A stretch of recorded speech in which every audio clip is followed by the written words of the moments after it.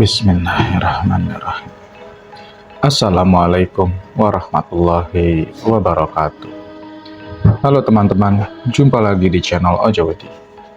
Terima kasih kepada teman-teman yang telah mendengarkan dan telah mensupport channel ini agar channel ini makin berkembang dan bisa diterima oleh halayak yang lebih ramai. Seperti biasa teman-teman, jika sudah siap, selamat mendengarkan.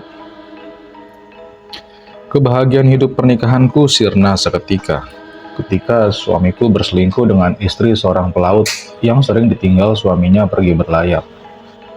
Perempuan selingkuhan suamiku, baik raut wajahnya atau bodi tubuhnya, tidak menarik mata laki-laki. Tapi entah mengapa suamiku bisa jatuh hati padanya. Ketika aku tanyakan pada Mbah Dukun, aku mendapat penjelasan. Suamimu diguna-gunai perempuan itu. Akibat dari guna-guna yang diberikannya dalam segelas kopi membuat suamimu tergila-gila kepadanya. Dalam pandangan mata suamimu, perempuan selingkuhannya itu cantik bagaikan bidadari. Kata Mbah Dukun menjelaskan tanpa menyebutkan apa nama ilmu guna-guna yang diberikan kepada suamiku. Lalu bagaimana Mbah agar suamiku dapat melupakan perempuan itu? Ujarku balik bertanya. Letakkan jimat ini di atas pintu, ujar Mbah Dukun memberikanku benda dibungkus kain hitam sebesar kelereng. Menjelang maghrib, benda itu aku letakkan di atas daun pintu, sebagaimana saran dari Mbah Dukun. Aku disuruh Mbah Dukun bersikap ramah dan manja kepadanya. Begitu dia pulang larut malam, aku bukakan pintu untuknya. Baru pulang mas, tanyaku. Dia hanya diam tanpa mengucapkan sepatah kata pun. Mas dari mana? Tanyaku kemudian. Meskipun aku tahu itu pertanyaan yang tak perlu kuucapkan. Bukankah aku tahu ia baru kembali dari pelukan perempuan selingkuhannya? Kau tak perlu tahu. Yang penting kau harus berpikir bagaimana bisa melahirkan seorang anak untukku, sahutnya. Memang dari pernikahan kami sudah berjalan hampir 5 tahun, kami belum juga dikaruniai seorang anak pun. Kemana-mana, aku sudah berusaha untuk mendapatkan keturunan, tapi hingga saat ini belum juga membuahkan hasil. Mendengar jawaban Mas Dodi tadi membuat jantungku berdesir. Sakit sekali, seperti ditusuk dengan ribuan duri. Bukan, lebih. Aku berlari menuju kamar tidur, mengunci diri, sembari memendamkan kepalaku dalam bantal guling. Menangis terseduh-seduh. Setiap hari yang kulalui seperti berjalan di padang Sahara. Haus dan dahaga kurasakan di tenggorokanku. Tuduhan dari suamiku bahwa aku mandul. Perempuan yang tidak sempurna makin menyesakkan dada. Bahkan sampai pernah terlintas di hatiku, aku akan membuktikan pada suamiku bahwa aku tidak mandul. Tapi ide gilaku itu hanya kusimpan dalam hati. Istri pelaut tempat suamiku melabuhkan jangkar setiap malam minggu telah memberikan uang buat suamiku. Setelah dia memberikan kepuasan surgawi pada perempuan itu. Perempuan itu membayar tiap perkencan, sedangkan aku harus melayaninya seumur hidup sebagai seorang istri. Ternyata pengabdianku yang tulus justru cercaan dan makian yang kudapat dari ibunya dan suamiku sendiri. Kesabaranku akhirnya habis suatu hari. Aku menemui perempuan selingkuhan suamiku di rumahnya. Dasar perempuan jalang, merusak rumah tangga orang. Teriakku pada perempuan yang sekarang berdiri di depanku. Hari itu, aku tak bisa menahan diri untuk melabrak perempuan selingkuhan suamiku. Kesabaranku sudah habis. Apa? Aku perempuan jalan katamu? Iya, aku memang perempuan jalang. Tapi kau mau apa perempuan mandul? Jawabnya. Mukaku memerah karena marah mendengar jawabannya itu. Bagiku sangat menyakitkan. Kuremas tanganku. Ingin rasanya mengoyak mulutnya. Kau telah merebut suamiku. Kau memang perempuan murahan. Merebut? Suamimu sendiri datang kepadaku dan melayani kebutuhan seksku dan aku membayar suamimu. Uang yang kau terima dari suamimu berasal dari pemberianku. Kau salah alamat. Seharusnya kau mendamprat suamimu karena ia tidak setia, bukan kepadaku. Aku menampar wajah perempuan itu. Amarah tergambar jelas di wajahku. Namun, aku sungguh tak menyangka. Ia membalas tamparanku. Bahkan lebih keras dari tamparanku. Kami bergumul, akhirnya dipisahkan warga sekitar. Sejak kejadian itu, hubungan rumah tanggaku mengambang. Tak ada kejelasan. Statusku sebagai istri menggantung. Suamiku pergi dari rumah, tidak lagi memberikan nafkah lahir dan batin. Kini yang masih menghiasi lamunanku, awal-awal kehidupan pernikahanku bersama Mas Dodi. Saat aku menikah, usiaku saat itu baru beranjak 19 tahun. Aku baru lulus dari SMA, sedangkan usia Mas Dodi 25 tahun. Di awal-awal menikah, Mas Dodi sopir pribadi seorang dokter rumah sakit. Sejak awal bertemu dan menjalin percintaan, Mas Dodi terlihat sangat baik, penyayang dan penyabar. Sehingga aku sangat mencintainya. Masa pacaran kami selama setahun kemudian Mas Dodi melamarku. Kedua orang tua kami merestui hubungan cinta kami. Aku memang istri pencemburu. Mas Dodi yang ganteng kerap kulihat melirik istri-istri tetangga kami yang barusan menikah seperti kami. Gara-gara rasa cemburuku itu, akhirnya kami sering bertengkar. Apalagi rumah kontrakan kami ditempati pasangan muda seperti kami. Interaksi antara suamiku dengan ibu-ibu muda membuat aku cemburu buta. Kehidupan rumah tangga kami seperti dalam neraka. Mas tidak habis pikir, mengapa kau begitu pencemburu? Tanya suamiku suatu malam menjelang tidur. Aku membalikan tubuhku, menatap langit-langit kamar rumah kontrakan kami. Aku sangat mencintaimu, Mas. Aku tidak ingin melihat Mas digoda istri-istri genit tetangga kita. Jawabku lembut. Aku berharap suamiku bisa memahami perasaan istrinya yang begitu mencintainya dan sangat takut kehilangan dirinya. Perasaan cemburumu itu sudah berlebihan.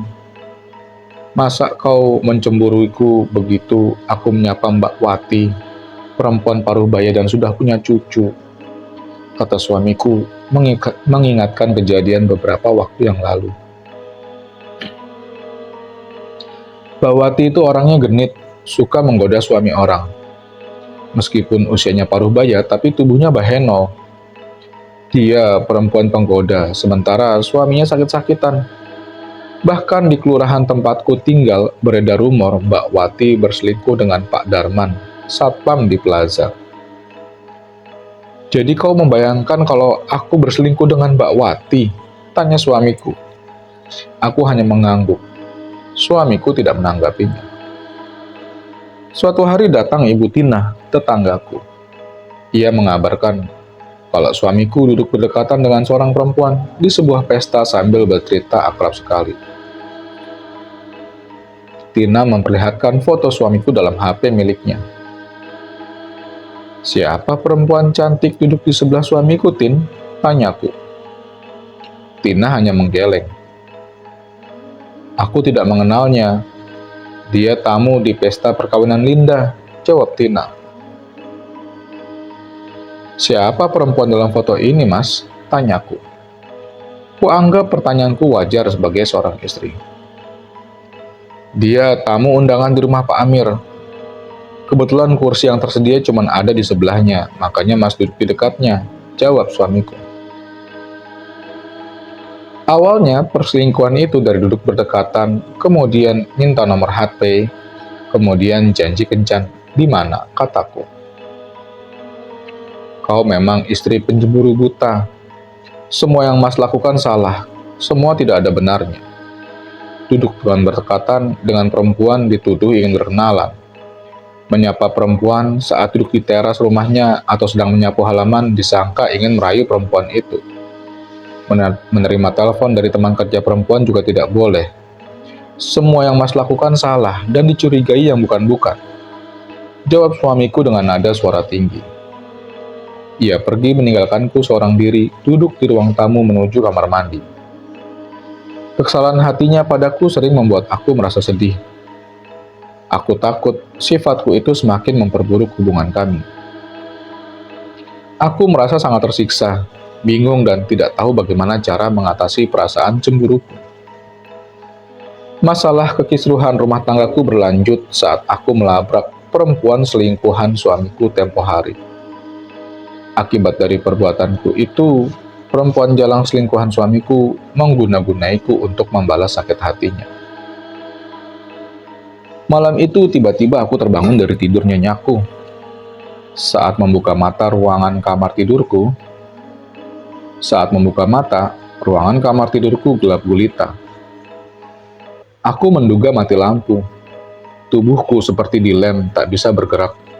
Menggeliatkan tubuh pun tidak bisa, apalagi bangkit dari atas tempat tidur. Dalam keadaan gelap gulita tanpa seberkas sinar cahaya, di atas langit-langit kamar tidurku melayang-layang benda merah sebesar kunang-kunang. Benda-benda itu diam tidak bersuara. Bola mataku mengikuti ke arah mana benda itu melayang-layang, berputar-putar mengitari seluruh tubuhku. Tanganku ingin menangkap benda itu, tapi tak bisa digerakkan. Benda itu akhirnya masuk ke dalam telingaku. Begitu ia masuk, lidahku seperti terkunci. Kembali seperti sedia kala. Demikian pula dengan sekujur tubuhku kembali bisa digerakkan. Aku berteriak histeris menahan rasa sakit tidak terhingga. Suara teriakan histerisku membangunkan ayah, ibu, dan 2 orang adikku. "Ada apa, Ida?" tanya ibuku merasa cemas. Aku terus berteriak histeris seperti orang gila. Tetangga sekitar rumahku terbangun dari tidurnya. Mereka berdatangan mengunjungi rumahku, menduga telah terjadi sesuatu menimpaku. "Ida diguna-gunai orang," kata Ibu Tuti, perempuan paruh baya tetanggaku. Katanya terdengar di telingaku. "Dia dipolong. Adikku dulu pernah mengalami rasa sakit seperti yang dialami Ida. Tiba-tiba di waktu tengah malam ia berteriak-teriak histeris seperti orang gila," ujar Bu Tuti. Polong adalah salah satu jenis ilmu santet yang berkembang di daerah pesisir pantai timur Sumatera, khususnya di kawasan yang dihuni etnis Melayu. "Adikmu siapa yang menyembuhkannya?" tanya ibuku. Ibu Ida memberitahu dukun kampung yang dulu menyembuhkan adiknya. Sepanjang malam itu, aku terus berteriak-teriak histeris mengucapkan kata-kata kotor, cacian, dan makian. Sepanjang malam itu, tetanggaku tidak dapat tidur nyenyak. "Kami mohon maaf telah mengganggu tidur tetangga," kata ayah kepada tetangga dekat rumah yang datang menjengukku tengah malam itu. "Tidak mengapa, Pak. Kami maklum. Kami ingin melihat Ida, maka kami datang," kata tetanggaku, ikut bergadang sampai pagi. Setelah benda dalam tubuhku tidak bereaksi, tubuhku merasa sangat lemah sekali. Wajah terlihat pucat pasi. Pas abang dukun datang menjelang tengah hari, penyakitku kembali kumat. Aku disuruh minum air putih yang telah dibacakan mantra. Rasa sakit itu akhirnya hilang seketika. Tapi benda yang masuk ke dalam tubuhku tadi malam masih berada dalam tubuhku mengikuti aliran darah.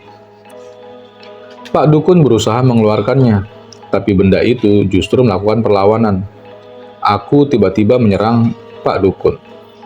Terjadilah perkelahian selama kurang lebih setengah jam. "Ampun aku!"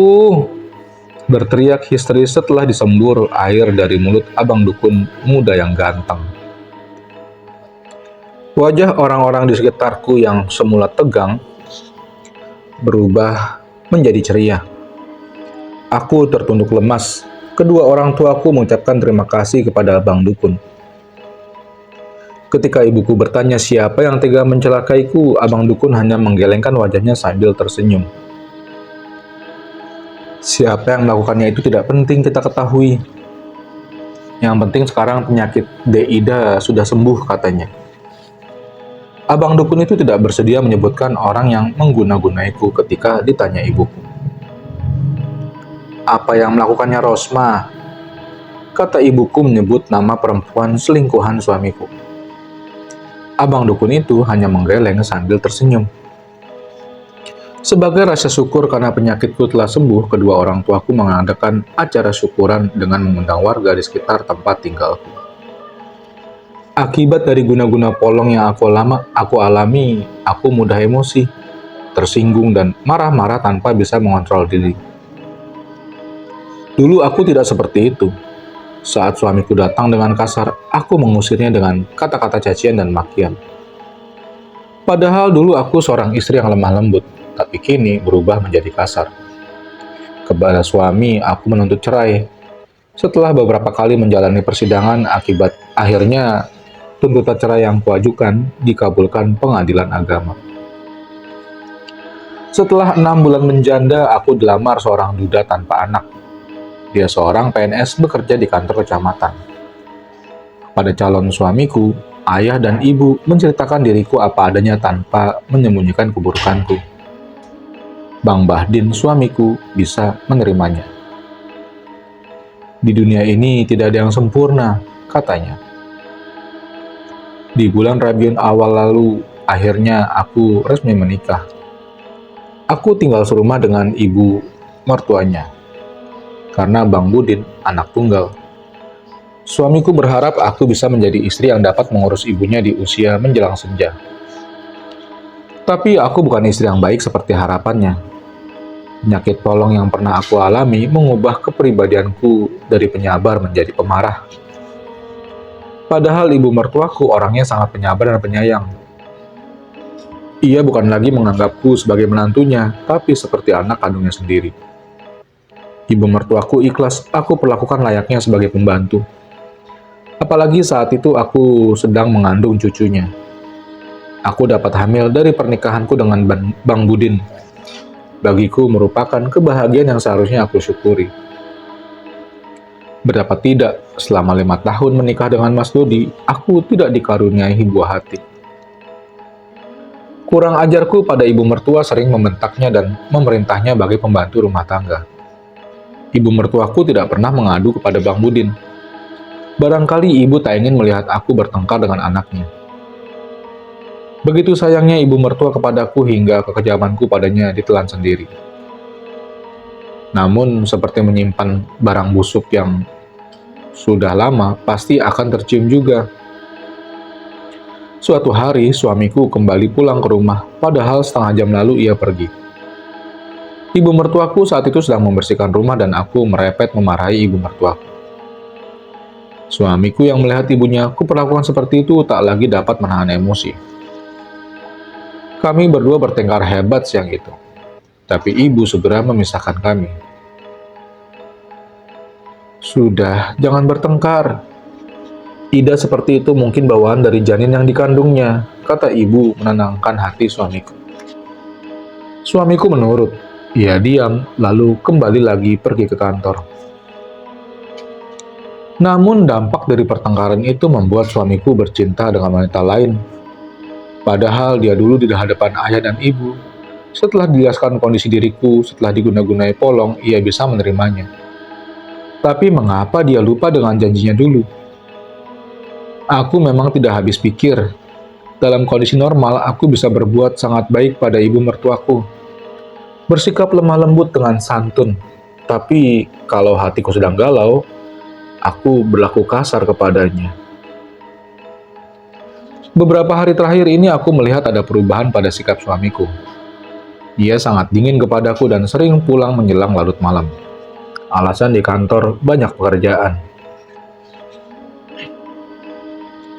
Pegawai mana ada kerja malam hari, kataku. Suamiku hanya diam membisu. Ia seperti benda mati, hanya diam. Telinganya menjadi tuli dan mulutnya menjadi bisu. Ia tidak pernah menjawab sepatah kata pun kalau aku merepet.